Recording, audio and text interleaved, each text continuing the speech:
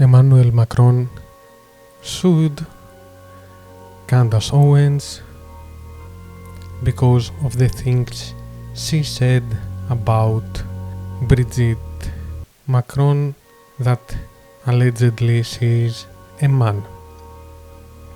According to the file, in March 2024, Candace Owens, a right-wing podcaster, told the world that she would stake her entire professional reputation on the fact that Brigitte Macron, the First Lady of France, is in fact a man. Since then, Owens has used this false statement to promote her independent platform, gain notoriety and make money. Owens disregarded all credible evidence disproving her claim in favor of platforming known conspiracy theorists and proven defamers.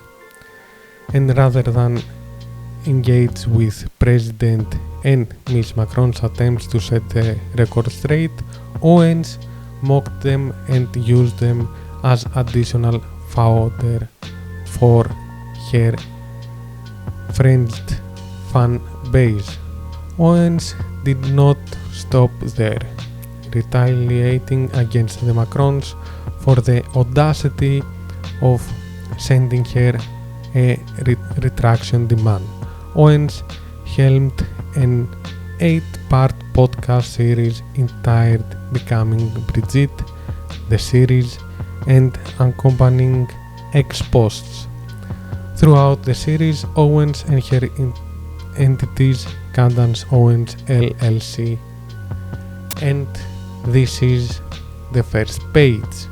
But this is part of the things Candace Owens said about Brigitte Macron, and this is from her podcast on YouTube.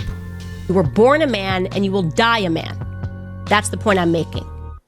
So give us a sample. I'll send my doctors to take your blood, figure it out real quick, however you want to go about this. Hey, how about just giving us some pictures again of you growing up, raising your children? That would be fine. For whatever reason, to phone, by the way, like I said, we'll get to the bottom of it. All right, that is what Discovery is for. I'm going to ask a lot of questions. You're probably hoping, this will go away, and at least we'll say we sued her. We'll say we went after her. She'll probably file for this to get dismissed. I'd like to make it to Discovery. I think that we owe that to the world. Anyways, you guys, we are revolting against this. We're revolting against the perverts that run the world. And I want to be very clear here. I count you among them. I think you're sick. I think you're disgusting. And I am fully prepared to take on this battle on behalf of the entire world. Okay? That's what I'm going to say. On behalf of the entire world, I will see you in court. And that was that when Macron's lost the appeal from the two reporters in 2025, if I'm not wrong. Something that Macron said that they will appeal this. We won.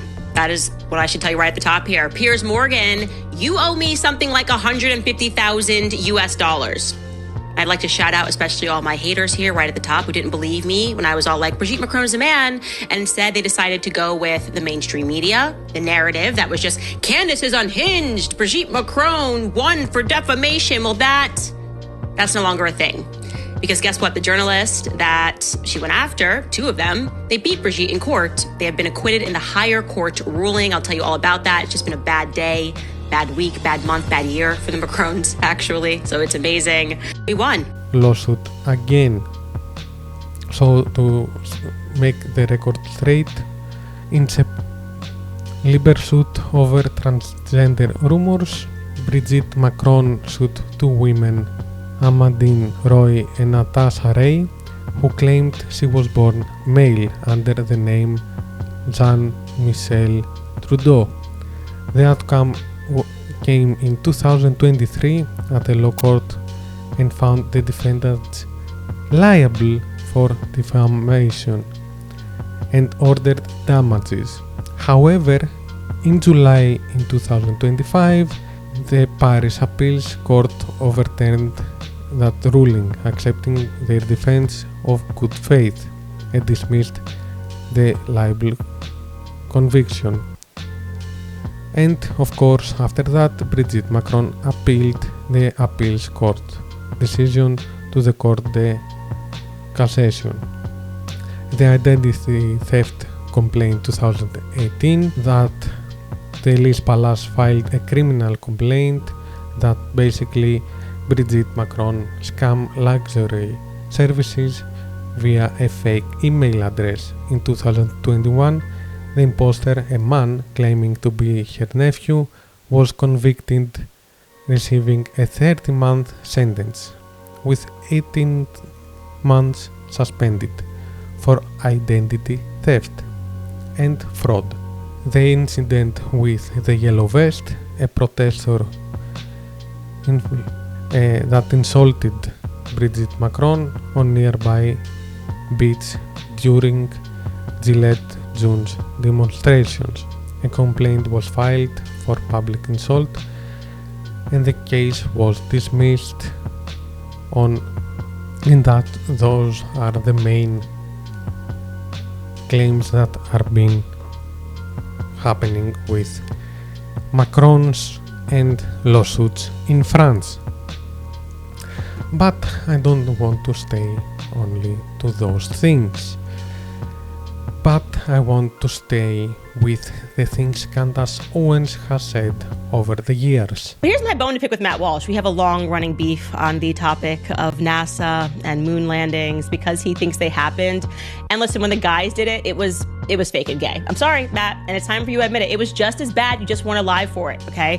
Homies were on the moon making phone calls before the time of cell phones, like, hey, what's up, Prez? It's me on the moon with the flag. No issues. First time we've ever flown this thing. Yeah, I don't know. We just got through the belt pretty easily. And until Matt Walsh accepts that the mission in 69 was also fake and gay, I don't care. I can't defend you. Even if I fully agree with you about Gayle King, I literally cannot defend you.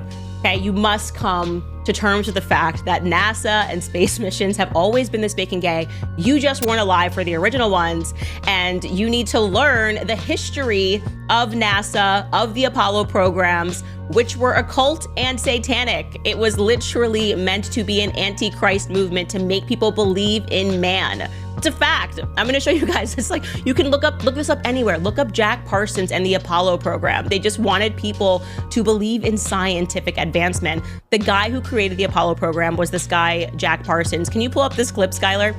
You know, this is from a podcast, the Science History Institute Museum and Library. This is one of their podcasts, and you scroll down here, and you, again, are probably gonna have to make this bigger for my eyes, but at the top here, you know, Jack Parsons was a brilliant rocket scientist, but he lived a wild lifestyle with a devil-may-care attitude. He was pretty relaxed about safety and dabbled in drugs, occult practices, and sex cult rituals. It would all eventually catch up with him, though, and quite literally they were throwing these sex rituals, and he believed that he had summoned the devil, and the devil told him that he needed to create a moon child. Next thing you know, they're telling us we made it to the moon. I mean, you gotta look into Jack Parsons and the origin of NASA. I'm telling you, space has always been exceedingly fake and gay. It was fake and gay when the men did it, and it's now fake and gay because the women did it. So go back and watch our NASA episode to learn more about the establishment of the Apollo program and why it's always been occult and satanic, and about devil worship and about the Antichrist. It's just undeniable. It's like a part of history that's just real. So I'm challenging you, Matt Walsh, once again, until you say, Candace, you were right. Space is not real. I'm just a guy and grew up with little astronaut figurines, and I can't let it go because a little boy in me doesn't want to say no. All right, guys. And I want to start with NASA and the moon landing. Let's say it's fake. I don't believe it's fake because NASA spent millions and millions and millions of dollars just to beat the Soviet Union. And she based her thing on Jack Parsons. Jack Parsons was a really brilliant man for his age. He was born in October 2nd, 1914 and died at June 17th, 1952. He was a really brilliant and complex rocket science engineer, chemist and inventor, and he made huge contributions to the field of rockets, despite being a really self-taught scientist. But I don't want to sit on his long-lived achievements in that short period, but I want to focus on his mysterious death when he died at 37 in 1952 after an explosion in his home laboratory. While officially ruled an accident, some of his associates suspected suicide and some others said that was a murder. Guys, imagine being married to me. My poor husband, he rolls over, he's like, "What are you reading?" And I feel like a regular wife says something, I don't know, maybe a love series, Nora Roberts, sweeping her away. Me, on the other hand, he rolled over, he asked me, and I said, "Oh, I'm reading a flat earth theory." And it dawned into an entire conversation. He's like, why are you reading a flat earth theory? And I'm like, because somebody messaged me on Manect about it and they included some links and I'm just reading them. I don't know. I'm just an interested person. No matter what, if there's a bunch of people that believe something, I now want to know what it is that they believe. And of course, he pushed me on this and he was talking about the earth curvature and science. And I said to him, listen, I'm not a flat earther. I'm not a round earther. Actually, what I am is I am somebody who has left the cult of science. I have left the mega church of science because what I have now realized is that science, what it is actually, if you think about it, is a pagan faith. And her views on science. I can't blame that people need to think about science. Science is something that has made lots of mistakes over the years. But science says that we are not perfect, we need to understand the world, and across this path we will make mistakes trying to find the truth. I can't believe that we live in 2025 and we don't believe in science. This is basically all around us, especially in the West. We have electricity, running water, internet, cars, health systems, and all kind of stuff that 100 years ago were like watching a sci-fi movie. And we need to be very careful and very protective of our science knowledge and our science and protect our scientists. You don't believe dinosaurs are real. So this is the funny one. So this is one of the ones where I'm like, gut. I was like, dinosaurs? That seems pretty fake and gay. Savannah's from Tennessee. She's like, I've never believed in dinosaurs. Like literally, everyone thinks there's like some conspiracy behind it. Say they don't believe in God, but then tell them like dinosaurs aren't real and they fall apart. Like I'm like, okay, so they're just roaming the planet. And I was like, that's really interesting. But then, because I got into and very much subscribe and believe and know to be true that there is a Christ conspiracy that's happening right now, which is the intentional removal of Christ because they want people not to believe in God, but instead to believe in humans. Well, that is what evolutionary theory was about. Because rather than making human beings believe that they had a creator, there was no concept of a dinosaur until 1850. That's very recent. And then within that same decade, they were like, dinosaur bones. And they started finding them everywhere. I'm like, okay, so nobody found, and it is the case that dinosaur bones, for whatever reason, are always just found by the paleontologists. Like, it's not like you and me walking outside. I'm like, hey, a dinosaur bone. Dinosaur thing is that something that happened in 1850, according to her, but that shows how much didn't made no research about this issue. The first documented dinosaur bone was discovered in 1677 by a guy Robert Plot, an English naturalist. And it was at 1824 that William Buckland scientifically names the Megalosaurus, first recognized dinosaur. So 1850, 1824, 1677, I want you to imagine that if you were the first person that found something new inside the earth, what was your reaction? If I saw something that I didn't even understand, I will write it, take a picture of it, send it to a museum and hope for the best. Because at times people didn't understand what they are watching. And I want to return at the lawsuit. The lawsuit. This is the most important thing nowadays, because we know that moon landing was real, we know that Earth is a globe, we know that science is something important for the humans. About the lawsuit, even if President Macron was a man, if she is a man, I don't really care, and none of us need to know if she is a man or a woman.